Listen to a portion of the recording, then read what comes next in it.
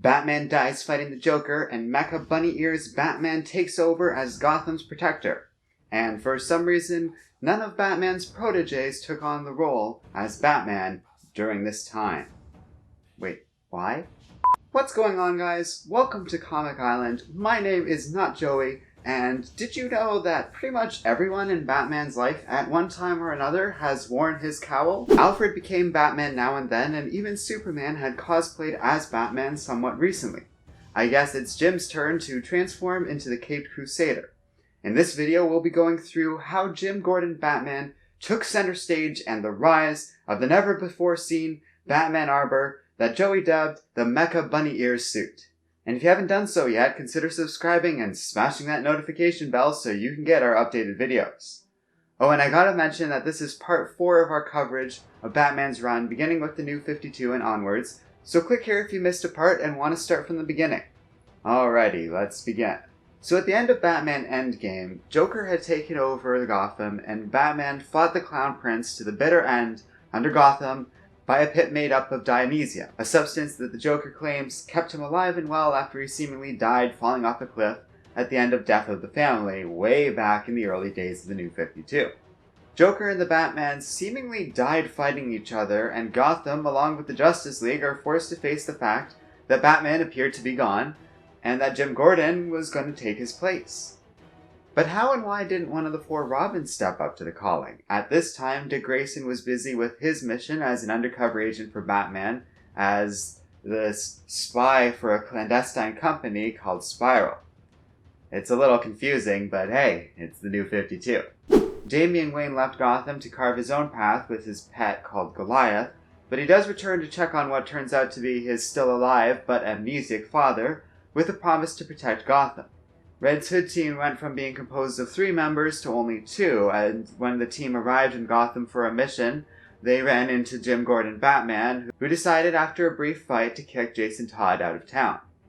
Tim Drake, then Red Robin, had had his hands completely full with the never-ending drama of his own team, the Teen Titans, but he, along with the rest of the Robins, eventually returned to Gotham during the Robin War event, but more on that later. By the way, if you ever want to know about these 4 characters I just mentioned and are confused about all of that, check out this video Joey did on the 4 Robins many years ago. Okay, back to the Jim Gordon Batman. So Gotham has been left unprotected, the Robins are busy, and even GCPD acknowledges the loss of their protector in the form of Batman, and essentially needing a replacement. So the Powers Company invites Jim Gordon to be the next Batman, but with the full support of the GCPD, and the funding of a company whose wealth might rival that of Wayne Enterprises. Jim begrudgingly accepts due to the fact that no one else on the police force has the credentials as much as he does, and he's not comfortable with anyone else on the force getting the job. With a man named Daryl as the tech man behind the mech suit, and Julia Perry, aka Julia Pennyworth, as his comms and eyes, the Jim Gordon Batman is almost complete. He resigns as commissioner and leaves the title to a woman named Maggie Sawyer. Besides the fact that Jim received training to make him reach the peak of human performance and was even forced to quit smoking, he was also given a ton of technology from the Powers Corporation. Jim Gordon's Batman doesn't have access to Wayne Tech and all the advanced machinery that the original Batman has. Instead, the Powers Company is his benefactor, and they not only gave him the mech suit, but also a baseline suit covered in black with the yellow bat outline on his chest. That suit has advanced comms to stay in touch, and camouflage tech along with high heat resistance, just to name a few of the features accompanying it. The main gear he uses is his bunny mech suit that is often carried on a blimp, with Daryl and Julia always behind the wheels of this vehicle. Now the mech suit's pretty awesome. It has an autopilot feature that could kick in, making the Batmech basically a second body and partner for Jim Gordon to operate as Batman with. For travel, Jim Gordon has a bat bus, which acts as his mobile bat cave. Jim Gordon's tenure as Batman was short, or bitter, or sweet, depending on who you ask. He screwed up a lot, such as falling for an ambush set by a group of mercenaries hired by the Falcone family. He got tricked into leaving the mech suit, resulting in a multi-million-dollar power core being stolen. He fell for traps and needed the GCPD to rescue him a handful of times. Not to mention that he punched a depowered Superman when they first met, And above all else, Jim Gordon found himself as a pawn in a political game where we saw the return of Lincoln March, also known as Thomas Wayne Jr., also known as the brother of Batman. Lincoln March was behind the Robin War Act, where Gotham declared martial law on any kid seen wearing the R or the colors of Robin. The original 4 Robins returned to Gotham to help a group of kids wanting to make a change in their community. Led by a new Bat family member, Duke Thomas, the Robins defended their community while feeling the resistance of the GCPD and Jim Gordon as Batman. Dick Grayson, still a Spiral agent, had to return home and fix the Robin problem and his legacy as the first Robin. Unbeknownst to them, the Court of the Owls orchestrated the entire Robin War just as a way to get Dick Grayson back to Gotham. But this isn't a story about the Robin War or the Court of the Owls. We actually covered a lot of them a while back, so we're just going to move on. Besides the steep learning curve Jim Gordon had to endure, he had to face off against a brand new enemy whose identity still remains a mystery. I am the hero Gotham deserves. I'm the one it needs. Mr. Bloom was active during the 0 year and went behind the scenes selling seeds which grant random powers to anyone who ingests it or surgically places it under their skin. After a standoff with the Jim Gordon Batman, "Oh, Jimmy boy, how could you stop me?" Mr. Bloom was cuffed and on his way to Arkham for processing, but again, James Gordon fell into the villain's plans. To prove that the people of Gotham are desperate, Mr. Bloom hid thousands of seeds everywhere in Gotham, and people awakened with new powers. Gotham belongs to me now. The garden is mine, and I shall destroy all the weeds. They each donned Bloom masks, and with their new powers caused utter chaos in James Gordon's Gotham. Now, aside from briefly mentioning that he had his amnesia, we've been leaving out what happened to Bruce Wayne during all of this. The long story short, Bruce Wayne was helping a local child community center. One of the students he cared for took the seed, wanting to become Batman and save her friends. She mutated into this gruesome creature and did not survive the event. This was a huge trigger amongst a few other signs that Bruce Wayne needed to become Batman once again. Alone in the manor, Alfred watches this all unfold. No, this can't be happening. Alfred can't be hearing this.